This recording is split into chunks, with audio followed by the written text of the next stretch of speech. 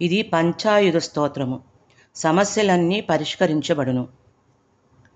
స్ఫురత్సహస్రారసికాతి తీవ్రం సుదర్శనం భాస్కరకోటితుల్యం సురద్విషాం ప్రాణవినాశి విష్ణోః చక్రం సదాహం శరణం ప్రపద్యే.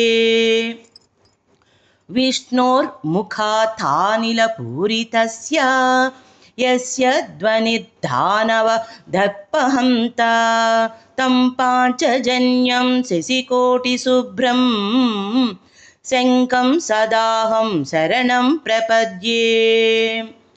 హిరణ్మయీం మేరు సమానసారాం కౌమోదికం దైత్యకులైకహంత్రీం వైకుంఠవామాగ్రకరాగ్రమృష్టాం గదా సదాహం శరణం ప్రపద్యే.